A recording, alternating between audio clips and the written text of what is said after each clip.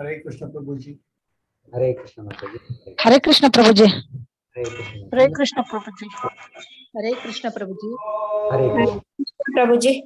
हरे कृष्ण प्रभु जी। पादाय कृष्णा पृष्ठाय भूतले श्रीमते भक्तिवेदांत स्वामी इति नामिने नमः।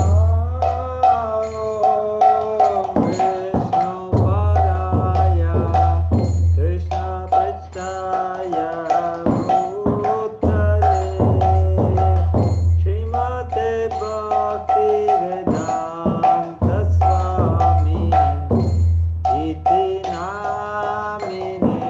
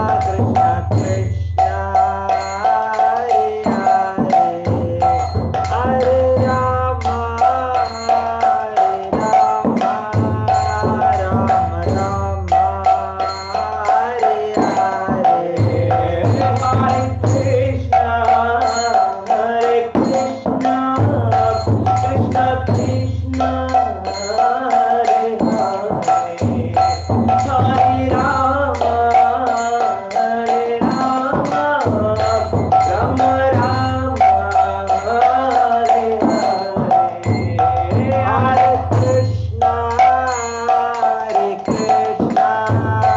Krishna Krishna Hare Hare Hare Rama Rama Rama Hare Hare Hare Krishna Krishna Krishna Hare Hare Hare Rama Rama Rama Hare Hare Hare Krishna Krishna Krishna Krishna Hare Hare Hare Rama Rama Rama Hare Hare Hare Krishna Krishna Krishna Krishna Hare Hare Hare Rama Rama Rama Hare Hare Hare Krishna Krishna Krishna Krishna Hare Hare Hare Rama Rama Rama Hare Hare Jaya Radha Govinda Radha Govinda Radhe Jaya Radha Govinda Radha Govinda Radhe Jaya Gauranita Jaya Gauranita Gauranita Jaya Gauranita Jaya Gauranita Jaya Gauranita Gauranita Jaya Gauranita Jaya Prabhupada Jaya Prabhupada Prabhupada Jaya Prabhupada Jaya Prabhupada Jaya Prabhupada Prabhupada Jaya Prabhupada Nitya Gora Hari Bol Hari Bol Hari Bol Nitya Gora Hari Bol Nitya Gora Hari Bol Hari Bol Hari Bol Nitya Gora Hari Bol Hari Bol Hari Bol Hari Bol Hari Bol Hari Bol Hari Bol Hari Bol Hari Bol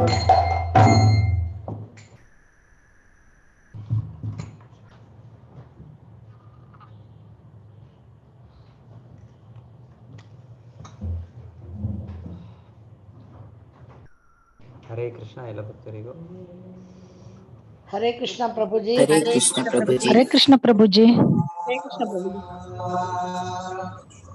हरे कृष्णा प्रभु जी हरे कृष्ण प्रभु जी हरे कृष्ण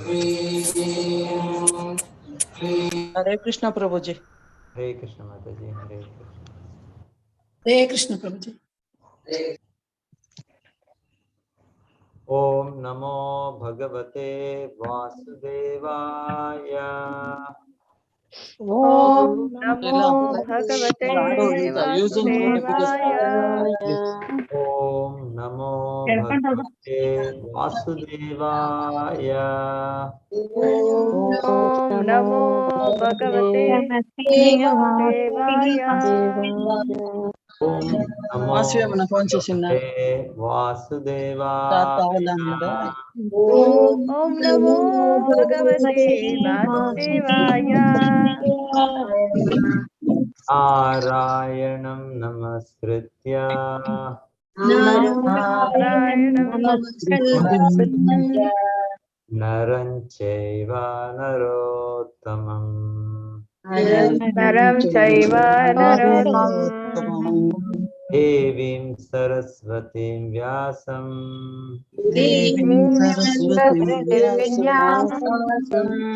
ततो जयम् उदीरयेत् जयमुदीरयेत् नष्टप्रायेषु अभद्रेषु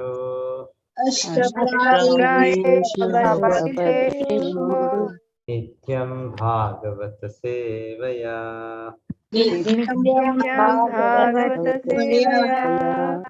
भगवती उत्तम श्लोके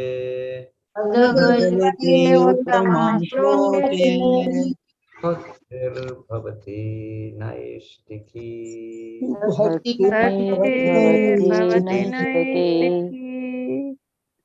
ಶ್ರೀಮದ್ ಭಾಗವತ 2ನೇ ಸ್ಕಂದದಲ್ಲಿ 4ನೇ ಅಧ್ಯಾಯದಲ್ಲಿ 11ನೇ ಶ್ಲೋಕ. ಸೂತ ಉವಾಚ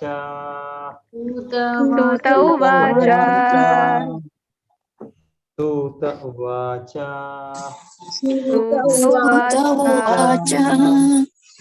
ಇತ್ಯುಪಮಂತ್ರಿತೋ ರಾಜ್ಞಾ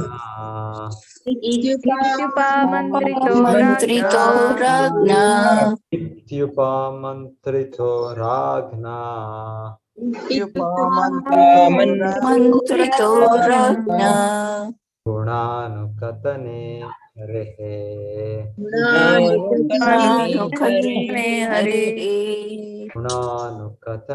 ಹರೇಃ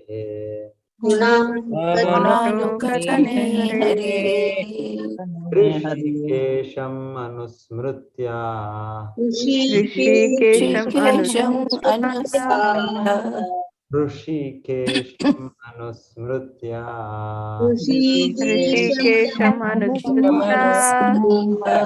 प्रतिवक्तुं प्रचक्रमे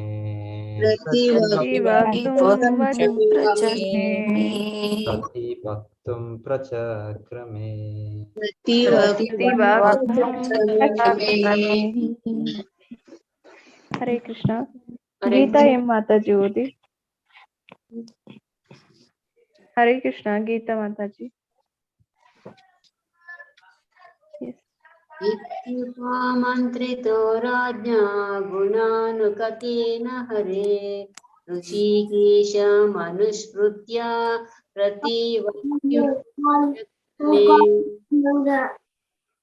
हरे कृष्ಣ. ಮಾತಾಜಿ ನಾನು ಓದಿಲ್ಲ. ಯಾರು ಓದಿದ್ರು ಮಾತಾಜಿ? ಈಗ ಓಕೆ, ಓದಿ. ಆಯ್ತು, ಓದಿ. ಓದ್ಲಾ ಮಾತಾಜಿ? ಓದಿ ಮಾತಾಜಿ. ಸೂತ ಉವಾಚ ಇತ್ಯುಪಮಂತ್ರಿತೋ ರಾಜ್ಞಾ ಗುಣಾನುಕಥನೆ ಹರೆ ಋಷಿಕೇಶ ಮನಸ್ಸೃತ್ಯ ಪ್ರತಿವಕ್ತುಂ ಪ್ರಚಕ್ರಮೆ. ಹರೇ ಕೃಷ್ಣ ಮಾತಾಜಿ. ಹರೇ ಕೃಷ್ಣ. ಹರೇ ಕೃಷ್ಣ. ಚಂದ್ರಕಲಾ ಮಾತಾಜಿ ಓದಿ. ಹರೇ ಕೃಷ್ಣ ಮಾತಾಜಿ. ರೂಪ ಶಂಕರ್ ಮಾತಾಜಿ ಓದಿ. ಹರೇ ಕೃಷ್ಣ. ಸೂತ ಉವಾಚ ಇತ್ಯುಪಮಂತ್ರಿತೋ ರಾಜ್ಞಾ ಗುಣಾನುಕಥನೆ ಹರೇಃ ಋಷಿಕೇಶಮನುಸ್ಮೃತ್ಯ ಪ್ರತಿವಕ್ತುಂ ಪ್ರಚಕ್ರಮೆ. ಹರೇ ಕೃಷ್ಣ. ಹರೇ ಕೃಷ್ಣ. ಸುಮಾಲಿನಿ ಜಿ ಮಾತಾಜಿ ಓದಿ. ಮಾತಾಜಿ ಓದ್ತೀನಿ ಮಾತಾಜಿ. ಹರೇ ಕೃಷ್ಣ ಪ್ರಭುಜಿ.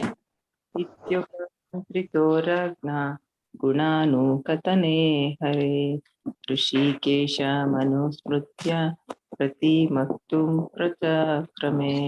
ಹರೇ ಕೃಷ್ಣ. ಹರೇ ಕೃಷ್ಣ. ಶ್ರೀಧರ್ ಭಟ್ ಪ್ರಭು ಪದಗಳ ಅರ್ಥ ಮತ್ತು ಅನುವಾದ ಓದಿ. ಹರೇ ಕೃಷ್ಣ ಪ್ರಭು. ಹರೇ ಕೃಷ್ಣ. ಓದಿ ಪ್ರಭು. ಸೂತಃ ಉವಾಚ. ಸೂತ ಮುನಿಗಳು ಹೇಳಿದರು, ಇತಿ ಹೀಗೆ, ಉಪಮಂತ್ರಿತಃ ಪ್ರಾರ್ಥಿಸಲ್ಪಟ್ಟವನಾಗಿ, ರಾಜ್ಞಾ ರಾಜನಿಂದ, ಗುಣ ಅನುಕಥನೆ ದಿವ್ಯ ಲಕ್ಷಣಗಳ ವರ್ಣನೆಯಲ್ಲಿ, ಹರೇಹೆ ದೇವೋತ್ತಮ ಪುರುಷನ, ಋಷಿಕೇಶಂ ಇಂದ್ರಿಯಗಳ ಸ್ವಾಮಿಯನ್ನು, ಅನುಸ್ಮೃತ್ಯ ಸರಿಯಾಗಿ ಸ್ಮರಿಸಿ, ಪ್ರತಿವಕ್ತುಂ ಉತ್ತರಿಸಲು, ಪ್ರಚಕ್ರಮೆ ಪ್ರಾರಂಭಿಸಿದರು. ಅನುವಾದ.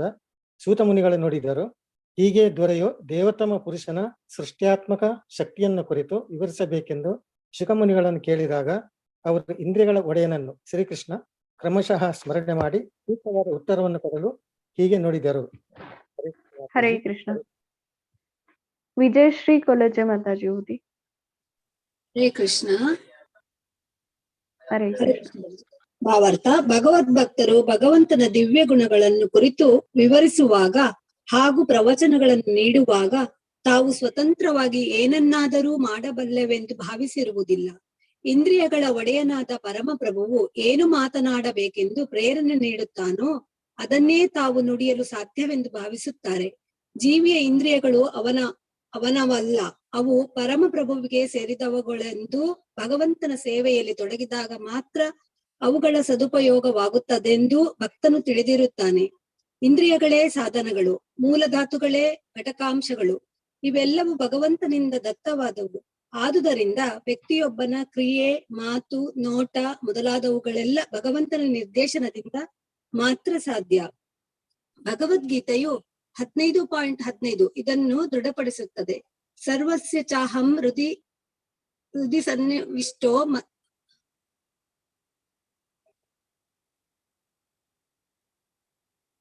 ಹೃದಿ ಸನ್ನಿವಿಷ್ಟೋ ಮತ್ತಃ ಸ್ಮೃತಿ ಜ್ಞಾನಂ ಅಪೋಹನಂ ಚ. ಯಾರೂ ಕೂಡ ಮುಕ್ತರಾಗಿ ಹಾಗೂ ಸ್ವತಂತ್ರವಾಗಿ ಕಾರ್ಯ ಮಾಡಲು ಸ್ವತಂತ್ರರಲ್ಲ.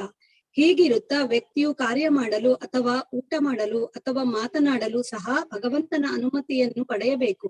ಹೀಗೆ ಭಗವಂತನ ಅನುಗ್ರಹದಿಂದ ಭಕ್ತನು ಮಾಡುವ ಪ್ರತಿಯೊಂದು ಬದ್ಧಾತ್ಮನಿಗೆ ಸಹಜವಾದ 4 ದೋಷ ತತ್ವಗಳಿಗೆ ಅತೀತವಾಗಿರುತ್ತದೆ. ಹರೇ ಕೃಷ್ಣ ಪ್ರಭುಜಿ. ಹರೇ ಕೃಷ್ಣ ಮಾತಾಜಿ. ಹರೇ ಕೃಷ್ಣ ಮಾತಾಜಿ. ಓಂ ಜ್ಞಾನತಿಮಿರಾಂಧಸ್ಯ ಜ್ಞಾನಾಂಜನಶಲಾಕಯ ಚಕ್ಷುರುನ್ಮೀಲಿತಂ ಯೇನ ತಸ್ಮೈ ಶ್ರೀಗುರವೇ ನಮಃ. ನಮೋ ಓಂ ವಿಷ್ಣುಪಾದಾಯ ಕೃಷ್ಣಪೃಷ್ಠಾಯ ಭೂತಲೆ ಶ್ರೀಮತೆ ಭಕ್ತಿವೇದಾಂತ ಸ್ವಾಮಿನಿತಿ ನಾಮಿನೇ. ನಮಸ್ತೆ ಸಾರಸ್ವತೆ ದೇವೆ ಗೌರವಾಣಿ ಪ್ರಚಾರಿಣೆ ನಿರ್ವಿಶೇಷ ಶೂನ್ಯವಾದಿ ಪಾಶ್ಚಾತ್ಯ ದೇಶತಾರಿಣಿ. ಜಯ ಶ್ರೀ ಕೃಷ್ಣ ಚೈತನ್ಯ ಪ್ರಭೋ ನಿತ್ಯಾನಂದ ಶ್ರೀ ಅದ್ವೈತ ಗದಾಧರ ಶ್ರೀವಾಸದಿ ಗೌರ ಭಕ್ತವೃಂದ. ಹರೇ ಕೃಷ್ಣ ಕೃಷ್ಣ ಕೃಷ್ಣ ಹರೇ ಹರೇ, ಹರೇ ರಾಮ ರಾಮ ರಾಮ ಹರೇ ಹರೇ. ಹರೇ ಕೃಷ್ಣ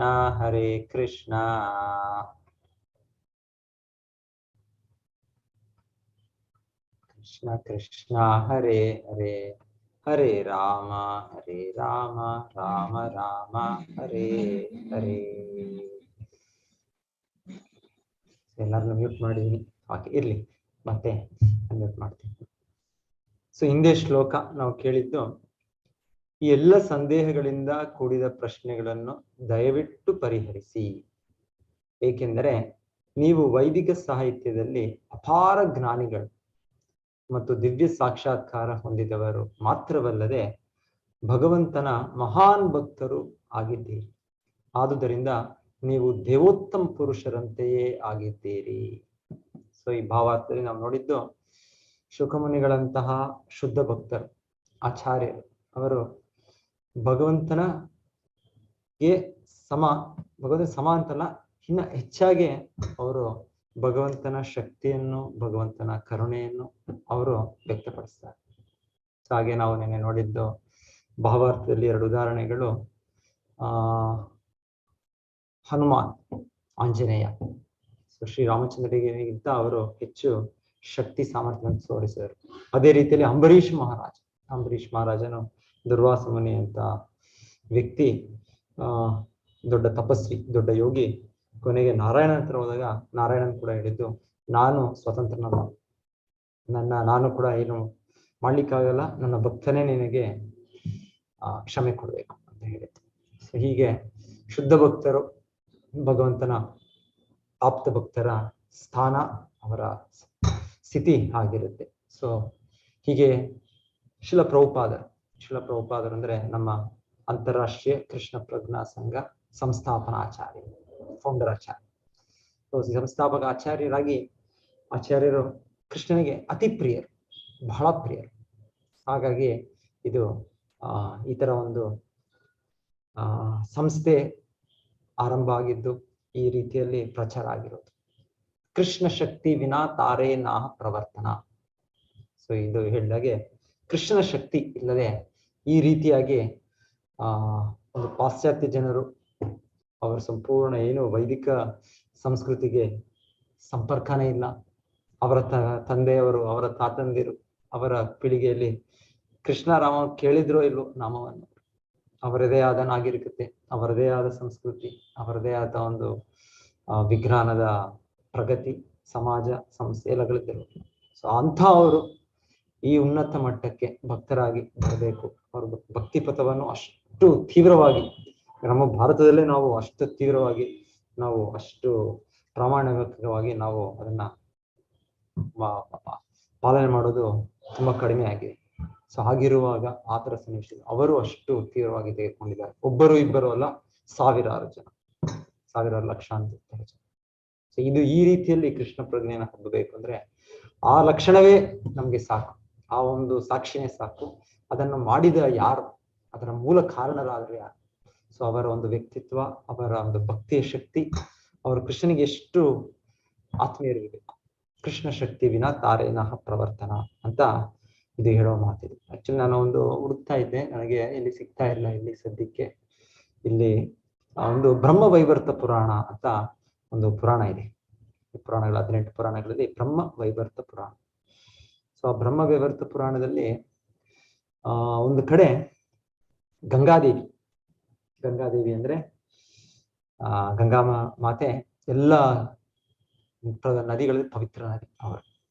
ಸೊ ಅವರು ಒಮ್ಮೆ ಎಲ್ಲ ನದಿಗಳು ಎಲ್ಲ ಅವರು ಸೇರಿ ಆ ದೇವತೆಗಳು ಗಂಗಾ ನದಿ ಅವರಿಗೆ, ನೀವು ನಮ್ಮ ಮುಖಂಡರು, ಸೊ ನೀವು ನಮ್ಮ ಸ್ಥಿತಿ ನಮ್ಮ ಗತಿಯನ್ನು ನೋಡಿ ದಯವಿಟ್ಟು ಕಲಿಯುಗದಲ್ಲಿ ತುಂಬಾ ಒಂದು ಏನ್ ಹೇಳೋದು, ಈ ಸ್ಥಿತಿ ಶೋಕನೀಯ ಸ್ಥಿತಿ, ನಾವು ಕಲಿಯುಗದಲ್ಲಿ ಇದ್ದೇವೆ ಅಂತ. ಸೊ ಕಲಿಯುಗದಲ್ಲಿ ಹೀಗಿರುವಾಗ ಎಲ್ಲರೂ ಅವರ ಪಾಪ ಕರ್ಮಗಳನ್ನು, ಅವರ ಪಾಪದ ಹೊರೆಯನ್ನು ತಂದು ನಮ್ಮಲ್ಲಿ ಹಾಕ್ತಾರೆ. ಸೊ ನಮ್ಮ ಸ್ಥಿತಿ ತುಂಬಾ ಶೋಕನೀಯವಾಗುತ್ತೆ. ಸೊ ಈಗ ಹೇಗೆ ಇದನ್ನು ನಾವು, ಇದಕ್ಕೆ ಪರಿಹಾರವೇನು, ಇದರ ಏನು ಅಂತ ಕೇಳ್ತಾರೆ. ಆ ಕೇಳಿದಾಗ ಅವರನ್ನು ಪ್ರತಿನಿಧಿಸುತ್ತಾ ಗಂಗಾದೇವಿ ಶ್ರೀಕೃಷ್ಣನನ್ನು ದ್ವಾರಕೆಯಲ್ಲಿ, ಶ್ರೀಕೃಷ್ಣ 5000 ವರ್ಷಗಳ ಹಿಂದೆ ವೃಂದಾವನದಲ್ಲಿ ಇಲ್ಲದ ನಂತರ ದ್ವಾರಕೆಯಲ್ಲಿ ಇದ್ದರು. ಸೊ ಅಲ್ಲಿ ಅವರು ಇದು ಕೇಳುವಂತ ಪ್ರಶ್ನೆ, ಅದು ಸಿಕ್ಕಿದ್ರೆ ನಮಗೆ ಸಂಸ್ಕೃತ ಇದೆ ಸಿಕ್ಕಿದ್ರೆ ಅದನ್ನ ಓದ್ಬೋದು ನಾವು. ಅದನ್ನೇ ಹುಡುಕ್ತಾ ಇದ್ದೀನಿ ನಾನು. ಇಲ್ಲ ಅಂದ್ರೆ ನಾನು ಹೇಳ್ತೀನಿ, ಸನ್ನಿವೇಶ ಆಯ್ತು ನನಗೆ ಸಿಗ್ಲಿಲ್ಲ ಅಂದ್ರೆ.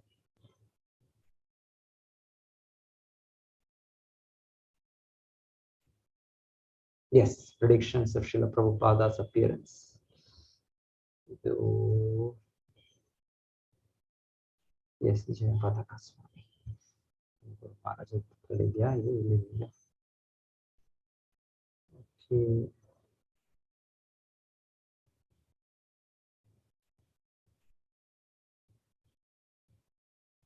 ಸಿಗ್ತಾ ಇಲ್ಲ ನನಗೆ ಆ ರೆಫರೆನ್ಸ್ ಇದೆ, ಆ ಶ್ಲೋಕಗಳಿದೆ. ಇದು ಸಿಕ್ಕಿದ್ರೆ ಯಾಕೆ ಇಲ್ಲಿ ಸಿಗ್ತಾ ಇಲ್ಲ?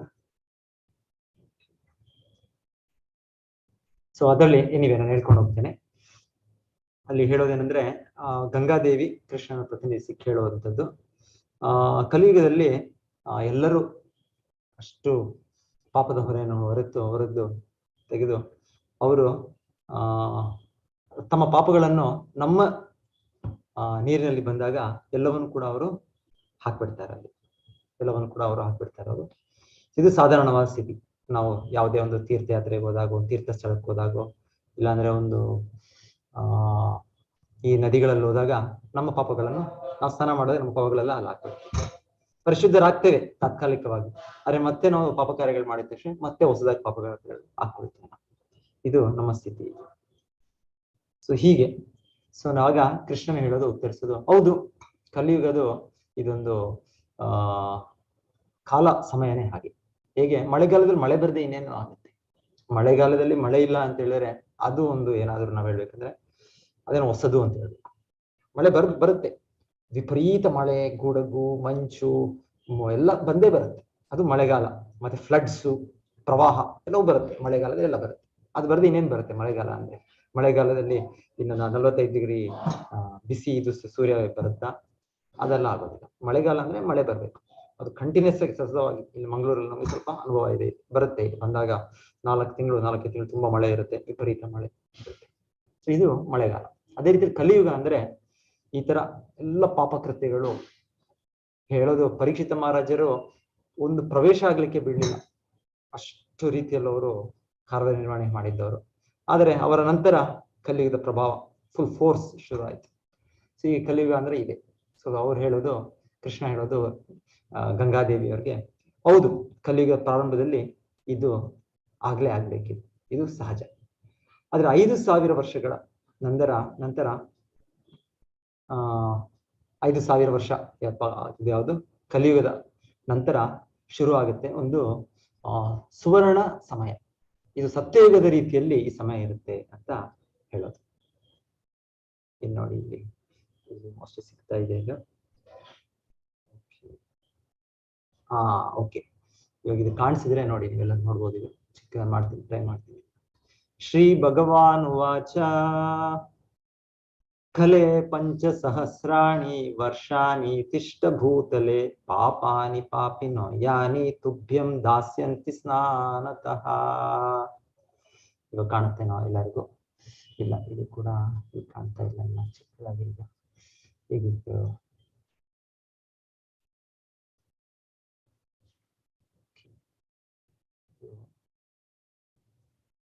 ಮತ್ತೆ ಒಂದು ನಿಮಿಷ ಪ್ರಯತ್ನ ಮಾಡಿ. ವಿಸಿಬಲ್ ಇತ್ತು ಪ್ರಭು.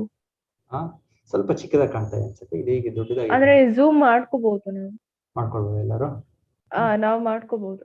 ಮಾಡ್ಕೊಳ್ಬೋದಾ? ಇಟ್ಸ್ ಓಕೆ ಆಗ್ತಾ ಇಲ್ಲಿ. ಇದು ಶೇರ್ ಆಗ್ತಾ ಇದೆ ಅವ್ರಿಗೆ ಕಾಣಿಸುತ್ತಲ್ಲ? ಶೇರ್ ಆಗ್ತಾ ಇದೆ.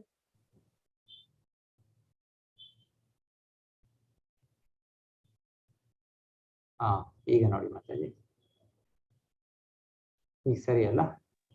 ಈಗ ಎಸ್ ಪ್ರಭು. ಎಸ್ ನೋಡಿ, ಇಲ್ಲಿ ಈ ಶ್ಲೋಕಗಳಿದೆ ನಿಮ್ಗೆ. ಮನ್ಮಂತ್ರೋಪಸಕ ಸ್ಪರ್ಶಾತ್ ಭಸ್ಮೀಭೂತಾನಿ ತತ್ಕ್ಷಣಾತ್ ಭವಿಷ್ಯಂತಿ ದರ್ಶನಾಚ ಸ್ನಾನಾದೇವ ಹಿ ಜಾಹ್ನವಿ ಖಲೇರ್ದಶ ಸಹಸ್ರಾಣಿ ಮದ್ಭಕ್ತ ಸಂತಿ ಭೂತಲೆ ಏಕವರ್ಣ ಭವಿಷ್ಯಂತಿ ಮದ್ಭಕ್ತೇಷು ಗತೇಷು ಚ.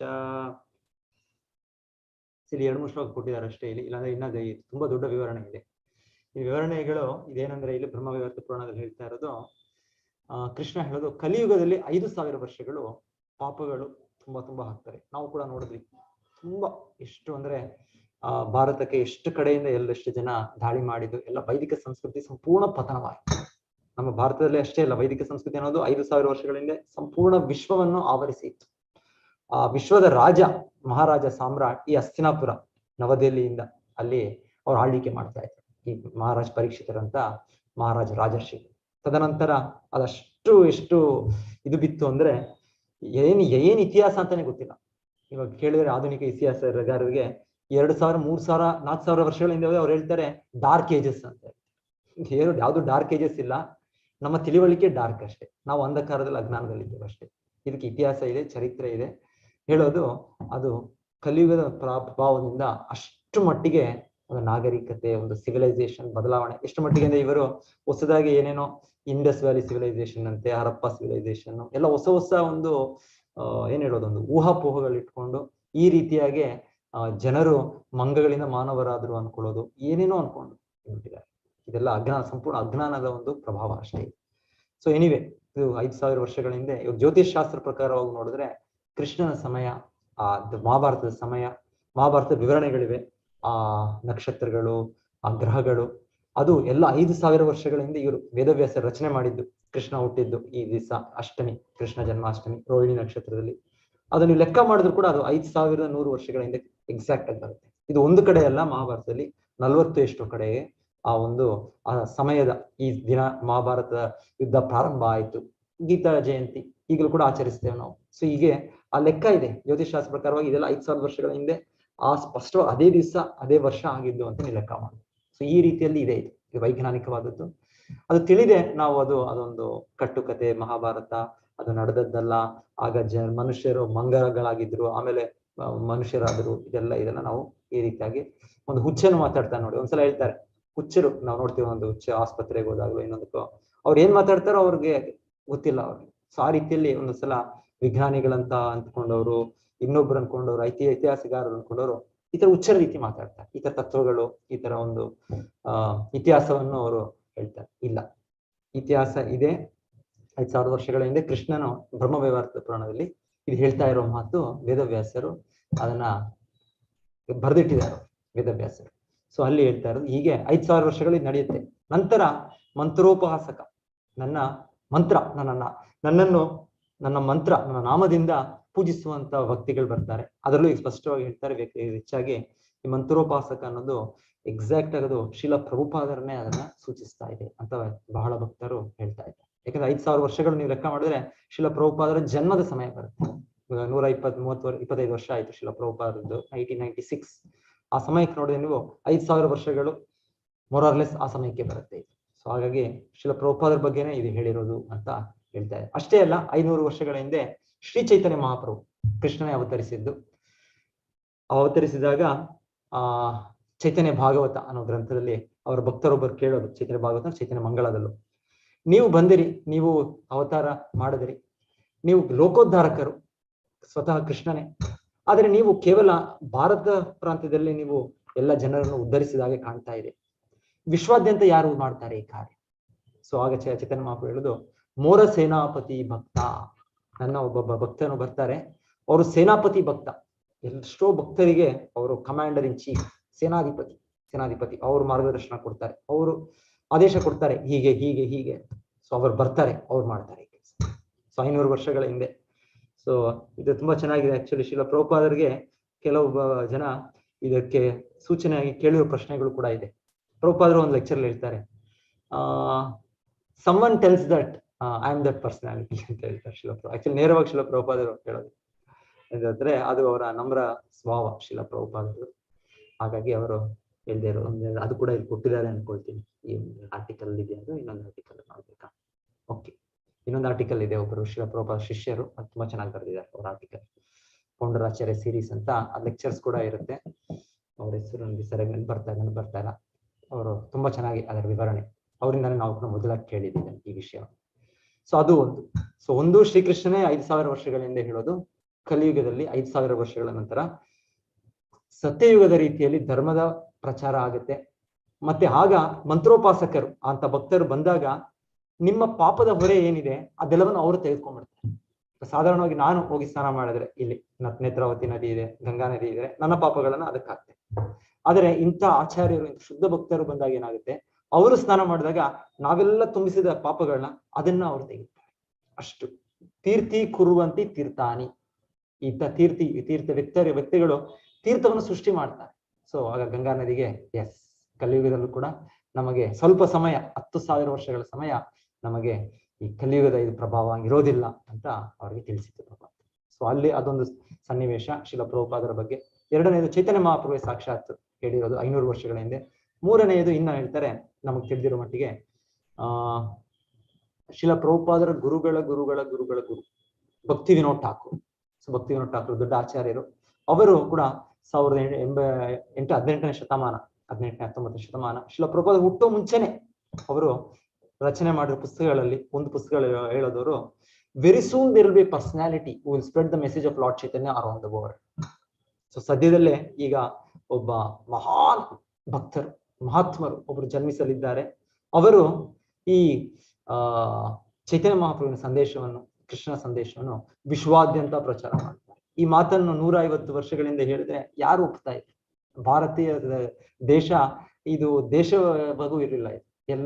ಎಲ್ಲ ಮುರಿದು ಒಂದೊಂದು ಇದು ಚಿಕ್ಕ ರಾಜ್ಯಗಳು 150 ವರ್ಷಗಳ 200 ವರ್ಷಗಳ ಹಿಂದೆ ಎಲ್ಲ ಬ್ರಿಟಿಷ್ ಆಳ್ವಿಕೆಯಲ್ಲಿ ಎಲ್ಲರೂ ಬ್ರಿಟಿಷರು ಎಲ್ಲದನ್ನು ಸೇರಿಸಿದ್ರು. ಇಲ್ಲ ಅಂದ್ರೆ ಇಲ್ಲಿ ದಕ್ಷಿಣದಲ್ಲಿ ಕರ್ನಾಟಕದಲ್ಲಿ ಒಂದು 10 ಭಾಗ, ಅಲ್ಲಿ ಒಂದು ಆಂಧ್ರದಲ್ಲಿ ಒಂದು 20 ಭಾಗ, ಅಲ್ಲಿ ಉತ್ತರ ಭಾರತದಲ್ಲಿ ಒಂದು 50 ಭಾಗ, ಈ ರೀತಿಯ ಒಂದು ದೇಶ ಇದೆ. ಬ್ರಿಟಿಷ್ ಆಳ್ವಿಕೆ ಸಮಯದಲ್ಲಿ ಇವರು ಭಕ್ತಿ ವಿನೋದ್ ಠಾಕೂರ್ ಅವರು ಒಬ್ಬ ದೊಡ್ಡ ಮೆಜಿಸ್ಟ್ರೇಟ್ ಆಗಿ ಹುದ್ದೆಯಲ್ಲೂ ಕೂಡ ಇದ್ರು ಅವರು. ಆ ಆಚಾರ್ಯರು ಬರೆದದ್ದು, ಸದ್ಯದಲ್ಲೇ ಈ ತರ ಒಬ್ಬ ದೊಡ್ಡ ವ್ಯಕ್ತಿ ಬರ್ತಾರೆ, ಬಂದು ಅವರು ಈ ಕೃಷ್ಣ ಸಂದೇಶವನ್ನು ವಿಶ್ವಾದ್ಯಂತ ಪ್ರಚಾರ ಮಾಡ್ತಾರೆ ಅಂತ ಹೇಳಿದ್ರು. ಸೊ ಇದು ಅಂದ್ರೆ ನಾನೇ ಹೇಳ್ತಾ ಇದ್ದೀನಿ ಶ್ರೀಲ ಪ್ರಭುಪಾದರು ಆಚಾರ್ಯರು ಇಲ್ಲಿ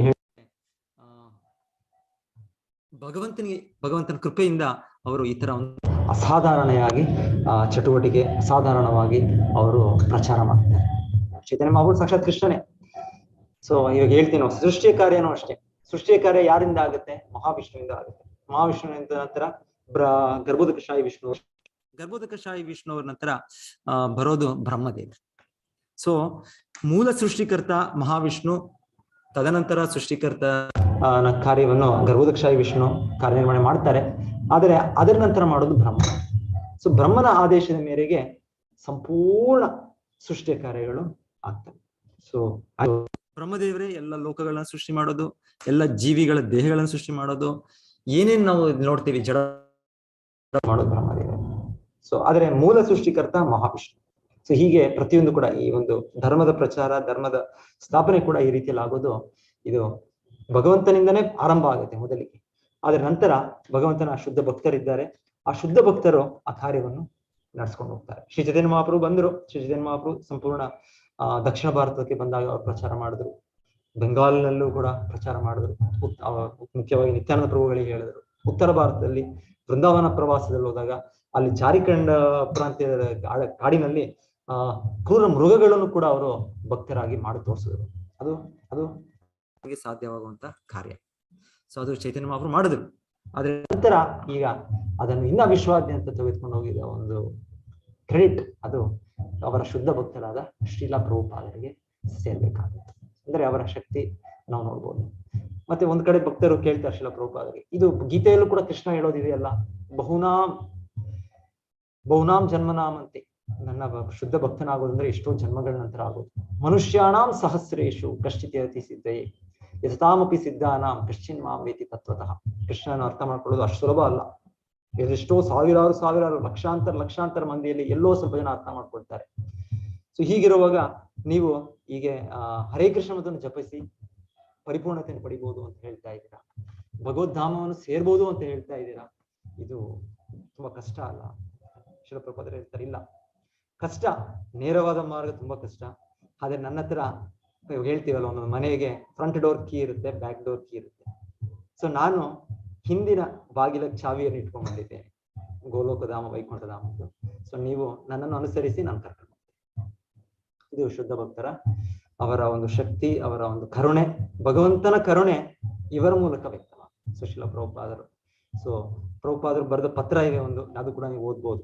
ಅವರು ಈ ಸಂಸ್ಥೆ ಆರಂಭ ಮಾಡೋ ಮುಂಚೆನೆ 1950ರಲ್ಲಿ ಬಾಬು ರಾಜೇಂದ್ರ ಪ್ರಸಾದ್ ನಮ್ಮ ಮೊದಲ ಅಧ್ಯಕ್ಷರು, ಅವರಿಗೆ ಒಂದು ಪತ್ರ ಬರೆದಿರೋದಿದೆ. ಸೊ ಶ್ರೀಲ ಪ್ರಭುಪಾದರು ಯಾರು ಗೊತ್ತೇ ಇಲ್ಲ ಯಾರಿಗೂ ಆಗ ಆ ಸಮಾಜದಲ್ಲಿ ಯಾರು ಶ್ರೀಲ ಪ್ರಭುಪಾದರು ಅಂತ. ಆದರೆ ಅವರು ಈ ನಮ್ಮ ಮೊದಲ ಅಧ್ಯಕ್ಷರಿಗೆ ಪತ್ರದಲ್ಲಿ ಕೇಳ್ತಾರೆ, ನಾನು ಏಕಾಂತವಾಗಿ ಪ್ರಯತ್ನ ಪಡ್ತಾ ಇದ್ದೇನೆ ಈ ಒಂದು ಸಂದೇಶ ಪ್ರಚಾರ ಮಾಡ್ಲಿಕ್ಕೆ, ನನಗೆ ಯಾರ ಸಹಾಯ ಇಲ್ಲ, ಯಾವುದೂ ಆಗ್ತಾ ಇಲ್ಲ, ಆದರೆ ಇದು ಆಗುತ್ತೆ ಇದು. ಸೊ ನೀವು ನಿಮ್ಮ ಒಂದು ಸಹಕಾರ ಕೊಡಿ. ನಾನು ಈ ದೇಹವನ್ನು ಬಿಟ್ಟಿದ ತಕ್ಷಣವೇ ಭಗವದ್ಧಾಮವನ್ನು ಹೋಗುವ ಒಂದು ಸುಳಿವು ನನಗೆ ಸಿಕ್ಕಿದೆ. ಸೊ ಹಾಗೆ ನಾನು ಒಬ್ಬನೇ ಹೋಗ್ಲಿಕ್ಕೆ ನನಗೆ ಒಬ್ಬನೇ ಹೋಗೋ ಇಚ್ಛೆ ಇಲ್ಲ. ನನಗೆ ನನ್ನೊಟ್ಟಿಗೆ ಎಲ್ಲ ಮಾನವ ಜನಾಂಗವನ್ನು ಕರ್ಕೊಂಡು ಹೋಗ್ಬೇಕು ಅಂತ ನನ್ನ ಆಸೆ. ಸೊ ನೀವು ನನ್ನನ್ನು ಹುಚ್ಚರಾಗಿ ಭಾವಿಸಬೇಡಿ. ನಾನು ಇದು ಹೇಳ್ತಾ ಇರೋ ಮಾತಿದು ಹೇಗೆ ಒಬ್ಬ ಆಹಾರವನ್ನು ಸ್ವೀಕರಿಸಿದ ನಂತರ ತಮಗೆ ಇದು ನಮಗೆ ಆಯಾಸ ಎಲ್ಲವೂ ಹೋಗ್ಬಿಡುತ್ತೆ, ಶಕ್ತಿ ಅನ್ನೋದು ಬರುತ್ತೆ, ಒಂದು ಸಂತೃಪ್ತಿ ಅನ್ನೋದು ಬರುತ್ತೆ. ಸೊ ಅದೇ ರೀತಿಯಲ್ಲಿ ಪ್ರತಿಯೊಬ್ಬರು ಇದನ್ನು ಅನುಭವಿಸ್ಬೋದು, ಪ್ರತಿಯೊಂದು ಮನುಷ್ಯನೂ ಇದನ್ನು ಅನುಭವಿಸ್ಬೋದು. ಸೊ ಹೀಗೆ ನಾನು ಹುಚ್ಚನಾಗಿ ಈ ಮಾತನ್ನು ಹೇಳ್ತಾ ಇಲ್ಲ. ದಯವಿಟ್ಟು ನೀವು ನನಗೆ ಸಹಕಾರ ಕೊಡ್ಬೇಕು. ನೀವು ಆ ಸ್ಥಿತಿಯಲ್ಲಿದ್ದೀರಾ, ಆ ಒಂದು ಅಧ್ಯಕ್ಷರ ಸ್ಥಿತಿಯಲ್ಲಿದ್ದೀರಾ. ಸೊ ಅಂತ ಆಚಾರ್ಯರು ಅವರಿಗೆ ಬರೆದ ಪತ್ರ ಇದೆ, ಗಾಂಧೀಜಿಯವ್ರಿಗೆ ಬರೆದ ಪತ್ರ ಇದೆ, ನೆಹರು ಬರೆದ ಪತ್ರ ಇದೆ, ಸರ್ದಾರ್ ಪಟೇಲ್ ಬರೆದ ಪತ್ರಗಳಿದೆ. ಶ್ರೀಲ ಪ್ರಭುಪಾದರು ಯಾರೂ ಅಲ್ಲ ಆ ಸಮಯದಲ್ಲಿ ನೋಡಿದ್ರೆ, ಒಂದು ಪಬ್ಲಿಕ್ ಇದರ ಡೊಮೇನ್ ಅಲ್ಲಿ ಸಮಾಜದಲ್ಲಿ. ಆದರೆ ಪ್ರಭುಪಾದ ಪ್ರಯತ್ನ ಪಟ್ಟರು, ಇವರೆಲ್ಲ ಸಹಕರಿಸಿದ್ರೆ ಇವರೆಲ್ಲರೂ ಈ ಭಗವಂತನ ಇದನ್ನು ಅವರು ಅಧಿಕಾರದಲ್ಲಿರೋದ್ರಿಂದ ಪ್ರಚಾರ ಮಾಡ್ಬೋದೇನೋ. ಆದರೆ ಇವರೆಲ್ಲರೂ ಯಾರು ಸಹಕಾರ ಕೊಡ್ಲಿಲ್ಲ ಶ್ರೀಲ ಪ್ರಭುಪಾದರಿಗೆ. ಅದರ ನಂತರ 15 ವರ್ಷಗಳ ನಂತರ ಶ್ರೀಲ ಪ್ರಭುಪಾದರು ಏಕಾಂತವಾಗಿ ಹಡಗಿನಲ್ಲಿ ಹೋಗಿ, ಆ ಹಡಗಿನಲ್ಲಿ ಹೋಗುವಾಗ ಒಂದು ಹೃದಯಾಘಾತವಾಗಿ ಎಷ್ಟು ತೀವ್ರ ಆ ಕಷ್ಟಗಳನ್ನ ನಾವು ನೋಡಿದ್ರೆ ಆಕ್ಚುಲಿ ಶಿಲ ಪ್ರಭುಪಾದರಿಗೆ ಕೃಷ್ಣ ಯಾವಾಗ್ಲೂ ಅವರ ಮೂಲಕ ಮಾಡಿಸ್ಬೋದಾಯ್ತು, ಆದ್ರೆ ನಮಗೆ ತೋರಿಸ್ಲಿಕ್ಕೆ ಈ ತರ ಅಷ್ಟು ಅವ್ರು ಕಠಿಣ ಪರಿಶ್ರಮ ಮಾಡಿದಾಗೆ, ತಪಸ್ಸೆ ಮಾಡಿದಾಗೆ, ಮತ್ತೆ ಕೊನೆಗಾಗಿದ್ದೆಲ್ಲ ಒಂದು ಮಿರಾಕಲ್, ಒಂದು ಚಮತ್ಕಾರ. 10 ವರ್ಷಗಳಲ್ಲಿ 108 ಕೃಷ್ಣ ಕೇಂದ್ರಗಳು, ದೇವಸ್ಥಾನಗಳು ವಿಶ್ವಾದ್ಯಂತ. ಅಮೆರಿಕನ್ನರು, ಯುರೋಪನ್ನರು, ಆಫ್ರಿಕನ್ನರು, ಆಸ್ಟ್ರೇಲಿಯನ್ನರು ಎಲ್ಲರೂ ಕೂಡ ಹರೇ ಕೃಷ್ಣ ಮಂತ್ರದ ಜಪವನ್ನು ಮಾಡುತ್ತಾ ಸನ್ಯಾಸಿಗಳಾಗಿ, ಅಷ್ಟು ಶುದ್ಧ ಭಕ್ತರಾಗಿ. ಸೊ ಇದು ಪ್ರಭುಪಾದ ವ್ಯಕ್ತಪಡಿಸಿದ್ದು, ಇದೆಲ್ಲ ಒಂದು ದೊಡ್ಡ ಚಮತ್ಕಾರ. ಸೊ ಇದು ಅವರ ಶಕ್ತಿ ತೋರಿಸುತ್ತೆ. ಸೊ ನಾನು ಯಾಕೆ ನೆನ್ನೆ ನಾನು ಬರ್ಲಿಲ್ಲ, ನನಗೆ ಆಮೇಲೆ ಮತ್ತೆ ಯೋಚನೆ ಮಾಡಿದೆ ಇದೊಂದು ಹೇಳ್ಬೇಕು ಪಾಯಿಂಟ್ ಅಂತ. ಯಾಕಂದ್ರೆ ಇಲ್ಲಿ ಶುಕಮುನಿಗಳಿಗೆ ಉದ್ದೇಶಿಸಿ ಪರೀಕ್ಷಿತ ಮಹಾರಾಜರು ಹೇಳ್ತಾ ಇರೋದು, ನಿಮ್ಮಂತಹ ಶುದ್ಧ ಭಕ್ತರು ಭಗವಂತನಷ್ಟೇ ನೀವು ಶಕ್ತಿವಂತ, ಭಗವಂತ ಕೃಪೆಯಿಂದ ಸ್ವತಂತ್ರರಾಗಲ್ಲ, ಭಗವಂತನ ಕೃಪೆಯಿಂದ ಅವರಿಗಿಂತ ಹೆಚ್ಚು ಇದನ್ನು ತೋರಿಸ್ತೀರಾ. ದಯವಿಟ್ಟು ನನಗೆ ಬಂದಿರೋ ಸಂಶಯಗಳನ್ನು ನೀವೆಲ್ಲವೂ ಪರಿಹರಿಸಿ ಅಂತ ಕೇಳ್ತಾರೆ. ಸೊ ಇವತ್ತಿನ ಶ್ಲೋಕ ನಂತರ ನಾವು ಮುಂದುವರ್ಸೋಣ. ಸೂತ ಉವಾಚ ಇತ್ಯುಪಮಾಂತ್ರಿತೋ ರಾಘ್ನ ಗುಣಾನುಕಥನೆ ಹರೇಃ ಋಷಿಕೇಶಂ ಅನುಸ್ಮೃತ್ಯ ಪ್ರತಿವಕ್ತುಂ ಪ್ರಚಕ್ರಮೆ. ನೋಡಿ ಶುಕಮುನಿಗಳು ನೋಡಿ, ಅವರು ಸದಾ ಅವರು ಭಗವಂತನ ಸ್ಮರಣೆ ಇರ್ತಾರೆ. ನಮಗೆ ಇದು ಸಾಧನೆ, ಅವರಿಗೆ ಸಾಧನೆ ಅಲ್ಲ, ಅವರು ಅದೇ ನೆಲೆಯಲ್ಲಿದ್ದಾರೆ. ಸೂತ ಮುನಿಗಳು ನೋಡಿದರು, ಹೀಗೆ ದೊರೆಯು ದೇವೋತ್ತಮ ಪುರುಷನ ಸೃಷ್ಟಾತ್ಮಕ ಶಕ್ತಿಯನ್ನು ಕುರಿತು ವಿವರಿಸಬೇಕೆಂದು ಶುಕಮುನಿಗಳನ್ನು ಕೇಳಿದಾಗ ಅವರು ಇಂದ್ರಿಯಗಳ ಒಡೆಯನನ್ನು ಶ್ರೀಕೃಷ್ಣ ಕ್ರಮಶಃ ಸ್ಮರಣೆ ಮಾಡಿ ಸೂಕ್ತವಾದ ಉತ್ತರವನ್ನು ಕೊಡಲು ಹೀಗೆ ನುಡಿದರು. ಅವರು ಶುದ್ಧ ಭಕ್ತರು ಅವ್ರು ಮಾತಾಡುವಾಗ ಅವರು ಸಂಪೂರ್ಣವಾಗಿ ಕೃಷ್ಣನ ಮೇಲೆ ಅವರು ಅವಲಂಬಿಸಿದ್ದಾರೆ. ಅವರಿಗೆ ಗೊತ್ತು, ಇದು ನಾನು ಮಾತಾಡ್ತಾ ಇರೋದಲ್ಲ, ಇದು ಕೃಷ್ಣನು ನನ್ನ ಮೂಲಕ ಮಾತಾಡಿಸ್ತಾರೆ. ಇವಾಗ ನಾವು ಮಾತಾಡಿಸಿದಾಗ ಮಾತಾಡಿದಾಗ ಅನ್ಕೊಳ್ತೀವಿ, ಓ ನಾನು ತುಂಬಾ ಆಲೋಚನೆ ಮಾಡಿದೆ, ತುಂಬಾ ಒಂದು ಪುಸ್ತಕಗಳನ್ನು ನಾನು ಓದಿದೆ, ಮತ್ತೆ ನಾನು ನನ್ನ ಪ್ರಯತ್ನಗಳಿಂದ, ನನ್ನ ಚಿಂತನೆಯಿಂದ ನಾನು ಅರ್ಥ ಮಾಡ್ಕೊಂಡೆ ಅಂತ ನಾನು ಭಾವಿಸಿದೆ. ಆದ್ರೆ ಶುದ್ಧ ಭಕ್ತರು ಭಾವಿಸೋದಾಗಲ್ಲ, ಇದು ನನ್ನ ಮೂಲಕ ಕೃಷ್ಣನು ಹೇಳಿದ್ದು. ಹಾಗಾಗಿ ಇದು ಏನಾದರೂ ನನ್ನ ಮೂಲಕ ಏನಾದರೂ ಒಂದು ಸರಿಯಾದ ಮಾತು, ಸರಿಯಾದ ರಚನೆ ಆದ್ರೆ ಅದು ಕೃಷ್ಣನಿಗೆ ಸಲ್ಲತ್ತು, ಅದು ಕ್ರೆಡಿಟ್ ಕೃಷ್ಣನೇ ಸೇರಿದ್ದು, ಇದು ಕೀರ್ತಿ ನನಗಲ್ಲ ಅಂತ ಅವರು ಸಂಪೂರ್ಣವಾಗಿ ಅವರು ತಿಳ್ಕೊಂಡಿದ್ದಾರೆ. ಇವಾಗ ಶಿಲ ಪ್ರಭುಪಾದರ ವಿಚಾರವಾಗಿ ಈ ಭಗವದ್ಗೀತಾ ಮುನ್ನುಡಿಯನ್ನು ಓದಿ ಪ್ರಭುಪಾದರು ಹೇಳ್ತಾರೆ, ಈ ಎಲ್ಲ ಇದೇನು ನಾನು ದೊಡ್ಡ ಚಮತ್ಕಾರ ಮಾಡಿದ ಜನರು ಹೇಳ್ತಾರೆ, ನಾನೇನು ಮಾಡ್ಲಿಲ್ಲ, ನನಗೇನು ಮಾಡಕ್ ಬರೋದಿಲ್ಲ, ನಾನು ಏನಾದ್ರೂ ನನಗೆ ಸ್ವಲ್ಪ ಕೀರ್ತಿ ನೀವು ಕೊಡ್ಬೇಕು ಅಂದ್ರೆ ನಾನು ನನ್ನ ಗುರುವಿನ ಆದೇಶವನ್ನು ಪಾಲನೆ ಮಾಡಿದೆ. ಇದೆಲ್ಲವೂ ಅವರಿಗೆ ಸೇರಿತ್ತು. ನಾನು ಅವರು ಹೇಳಿದ್ರು ನೀ ಈ ತರ ಪ್ರಚಾರ ಮಾಡ್ಬೇಕು ನೀನು ಅಂತ, ನಾನು ಅದಕ್ಕೆ ಪ್ರಯತ್ನ ಪಟ್ಟೆ, ನಾನು ಅವರ ಇದನ್ನು ಪೂರೈಕೆ ಮಾಡ್ಲಿಕ್ಕೆ ಒಂದು ಪ್ರಯತ್ನ ಪಟ್ಟೆ. ಸೊ ಇದೆಲ್ಲವೂ ಕೂಡ ಅದಕ್ಕೆ ಹೋಗುತ್ತಷ್ಟೇ, ನನ್ನ ಸ್ವತಂತ್ರವಾಗಲ್ಲ ಅಂತ ಶಿಲಪ್ರಭುದ ಮುನ್ನಡಿಯಲ್ಲಿ ಬರೀತಾರೆ. ಅವರ ಗುರು ಮೇಲೆ ಅವರಿಗೆ ಕೀರ್ತಿ ಕೊಡ್ತಾರೆ. ಯಾಕಂದ್ರೆ ಅವ್ರು ಹೇಳಿದ್ದು ಇವ್ರಿಗೆ, ಹೋಗಿ ನೀನು ಪ್ರಚಾರ ಮಾಡ್ಬೇಕು, ನೀನು ವಿಶ್ವಾದ್ಯಂತ ಪ್ರಚಾರ ಮಾಡ್ಬೇಕು ಅಂತ. ಸುಶೀಲ ಪ್ರಭುಪಾದರು ಆ ಮಾತನ್ನು ನೆರವೇರಿಸಲಿಕ್ಕೆ ನಾನು ಪ್ರಯತ್ನ ಪಟ್ಟೆ ಅಷ್ಟೇ. ಸೊ ಹಾಗಾಗಿ ಅದಕ್ಕೆ ನನಗೆ ಕೀರ್ತಿ ಕೊಡ್ಬೋದೇನೋ, ನೀವು ಅವ್ರ ಮಾತು ಹೇಳಿದ್ರು ನಾನು ಇಲ್ಲಾಂದ್ರೆ ಎಲ್ಲವೂ ಅವ್ರಿಗೆ ಸೇರಿತ್ತು, ನನ್ನ ಗುರುವಿಗೆ ಸೇರಿತ್ತು. ಸೊ ಹೀಗೆ ಶುದ್ಧ ಭಕ್ತರು ಆ ಒಂದು ಮನಸ್ಸು, ಆ ಒಂದು ಸ್ಥಿತಿಗತಿಯಲ್ಲಿರ್ತಾರೆ. ನಾನ್ ಮಾಡಿದೆ, ನನ್ನಿಂದ ಆಯ್ತು, ಇಲ್ಲ. ನಾವು ಭೌತಿಕ ಜಗತ್ತು ಅಂದ್ರೆ ಅಹಂಕಾರ ವಿಮೂಢ ಆತ್ಮ ಕರ್ತಾಂ ಮಿತಿ ಮನ್ಯತೆ, ಎಲ್ಲವೂ ಆಗ್ತಾ ಇರೋದು ಪ್ರಕೃತಿ ಗುಣಗಳು. ಪ್ರಕೃತೇ ಕ್ರಿಯಮಾಣಾನಿ ಗುಣೈ ಕರ್ಮಾಣಿ ಸರ್ವಶಃ. ಈ ಭೌತಿಕ ಜಗತ್ತು ಅಂದ್ರೆ 3 ಗುಣಗಳಿಲ್ಲಿ ರಾಜ, ಸತ್ವಗುಣ, ರಜೋಗುಣ, ತಮೋಗುಣ. ಆದ್ರೆ ನಾವ್ ಅನ್ಕೊಳ್ತೇವೆ ನಾನ್ ಮಾಡಿದೆ ಅನ್ಕೊಳ್ತೇವೆ. ಇಲ್ಲ, ನಾನು ಒಮ್ಮೆ ಸತ್ವಗುಣದಲ್ಲಿದ್ದಾಗ ಒಂದು ರೀತಿಯ ಕಾರ್ಯ, ರಜೋಗುಣದಲ್ಲಿದ್ದಾಗ ಒಂದು ಕಾರ್ಯ, ತಮೋಗುಣದಲ್ಲಿದ್ದಾಗ ಒಂದು ರೀತಿಯ ಕಾರ್ಯ. ಸೊ ಇದನ್ನ ಗುಣಗಳು ಮಾಡುವಂಥದ್ದು ಕಾರ್ಯ ಇದೆ. ನಾನು ಆ ಒಂದು ರೋಗಕ್ಕೆ ಅಂಟಿಕೊಂಡು ನನ್ನ ಮೂಲಕ ಆಗ್ತಾ ಇದೆ ಅಷ್ಟೇ. ಆದ್ರೆ ಶುದ್ಧ ಭಕ್ತರು ಈ ಗುಣಗಳ ನಿಯಂತ್ರಣದಲ್ಲಿಲ್ಲ, ಅವರು ಗುಣಾತೀತರಾಗಿ ನೇರವಾಗಿ ಕೃಷ್ಣನೇ ಅವರಿಗೆ ನಿರ್ದೇಶಿಸುತ್ತಿರೋದು. ಹೇಗೆ ಇಲ್ಲಿ ಅರ್ಜುನಕ್ಕೂ ಇಲ್ಲಿ ಮಹಾಭಾರತ ಯುದ್ಧದಲ್ಲಿ ಕೃಷ್ಣನು ಹೇಳ್ತಾ ಇದ್ದಾನೆ ಅರ್ಜುನನಿಗೆ, ಅರ್ಜುನ ಹೀಗೆ ಮಾಡು, ಅರ್ಜುನ ಹಾಗೆ ಮಾಡ್ತಾನೆ.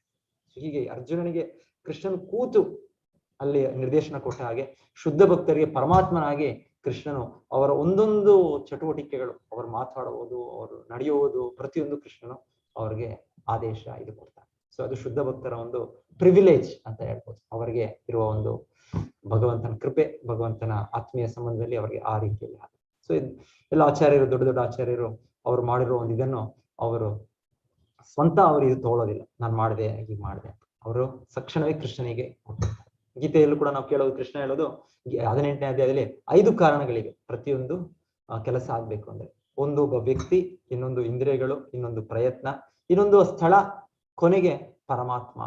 ದೈವಿ, ಡೆಸ್ಟಿನಿ, ದೈವ ಕಾರಣ 5ನೇದು. ಸೊ ಈ 5ನೇ ಕಾರಣ ಅನ್ನೋದು ಎಲ್ಲ ಕ್ರಿಯೆಗಳಲ್ಲೂ ಇದೆ. ಅದರಲ್ಲೂ ಮುಖ್ಯ ಕಾರಣ ಅಂದ್ರೆ 5ನೇದಾದ ಪರಮಾತ್ಮ. ಸೊ ಅವನಿಂದಲೇ ಎಲ್ಲವೂ ಕೂಡ ಆಗೋದು. ಅದು ಈ ಪರ್ಟಿಕ್ಯುಲರ್ಲಿ ಈ ಭಗವಂತನ ಶುದ್ಧ ಭಕ್ತರು ಹಾಗೆ ಸಂಪೂರ್ಣವಾಗಿ ಭಗವಂತನನ್ನು ಆಶ್ರಯ, ಭಗವಂತನ ಪಾದಗಳನ್ನು ಗಟ್ಟಿಯಾಗಿ ಹಿಡಿಯೋದ್ರಿಂದ ಅವ್ರು ಮಾಡೋದ್ ಪ್ರತಿಯೊಂದು ಕೂಡ ಭಗವಂತನೇ ಮಾಡಿಸೋದು ಅವರಿಂದ. ಸೊ ಅವರು ಹೇಳ್ಬೋದು ಅಲ್ಲಿಗೆ. ಹಾಗಾಗಿ ಇಲ್ಲಿ ಹೇಳ್ತಾ ಇದ್ದಾರೆ, ಭಗವದ್ ಭಕ್ತರು ಭಗವಂತನ ದಿವ್ಯಗಳನ್ನು ಕುರಿತು ವಿವರಿಸುವಾಗ ಹಾಗೂ ಪ್ರವಚನಗಳನ್ನು ನೀಡುವಾಗ ತಾವು ಸ್ವತಂತ್ರವಾಗಿ ಏನನ್ನಾದರೂ ಮಾಡಬಲ್ಲರೆಂದು ಭಾವಿಸಿರುವುದಿಲ್ಲ. ಇಂದ್ರಿಯಗಳ ಒಡೆಯನಾದ ಪರಮಪ್ರಭುವು ಏನು ಮಾತನಾಡಬೇಕೆಂದು ಪ್ರೇರಣೆ ನೀಡುತ್ತಾನೋ ಅದನ್ನೇ ತಾವು ನುಡಿಯಲು ಸಾಧ್ಯವೆಂದು ಭಾವಿಸುತ್ತಾರೆ. ಜೀವಿಯ ಇಂದ್ರಿಯಗಳು ಅವನವಲ್ಲ, ಅವು ಪರಮಪ್ರಭುವಿಗೆ ಸೇರಿದವುಗಳೆಂದು ಭಗವಂತನ ಸೇವೆಯಲ್ಲಿ ತೊಡಗಿದಾಗ ಮಾತ್ರ ಅವುಗಳ ಸದುಪಯೋಗವಾಗುತ್ತವೆ ಎಂದು ಭಕ್ತನು ತಿಳಿದಿರುತ್ತಾನೆ. ಇಂದ್ರಿಯಗಳೇ ಸಾಧನಗಳು, ಮೂಲ ಧಾತುಗಳೇ ಘಟಕಾಂಶಗಳು, ಇವೆಲ್ಲವೂ ಭಗವಂತನಿಂದ ದತ್ತವಾದವು. ಆದುದರಿಂದ ವ್ಯಕ್ತಿಯೊಬ್ಬನ ಕ್ರಿಯೆ, ಮಾತು, ನೋಟ ಮೊದಲಾದವುಗಳೆಲ್ಲ ಭಗವಂತನ ನಿರ್ದೇಶನದಿಂದ ಮಾತ್ರ ಸಾಧ್ಯ. ಭಗವದ್ಗೀತೆ 15ನೇ ಅಧ್ಯಾಯದ 15ನೇ ಶ್ಲೋಕದಲ್ಲಿ ಇದನ್ನು ದೃಢಪಡಿಸುತ್ತದೆ. ಸರ್ವಸ್ಯ ಚಾಹಂ ಹೃದಯ ಸನ್ನಿವಿಷ್ಟೋ ಮತ್ತ ಸ್ಮೃತಿರ್ಜ್ಞಾನಮಪೋಹನಂ ಚ. ಯಾರೂ ಕೂಡ ಮುಕ್ತರಾಗಿ ಹಾಗೂ ಸ್ವತಂತ್ರವಾಗಿ ಕಾರ್ಯ ಮಾಡಲು ಸ್ವತಂತ್ರರಲ್ಲ.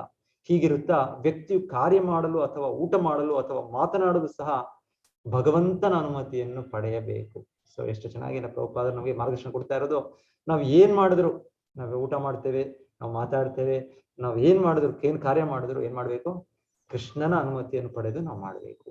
ಹೀಗೆ ಭಗವಂತನ ಅನುಗ್ರಹದಿಂದ ಭಕ್ತನ ಮಾಡೋ ಕ್ರಿಯೆ ಪ್ರತಿಯೊಂದು ಬದ್ಧಾತ್ಮನಿಗೆ ಸಹಜವಾದ 4 ದೋಷ ತತ್ವಗಳಿಗೆ ಅತೀತವಾಗಿರುತ್ತವೆ.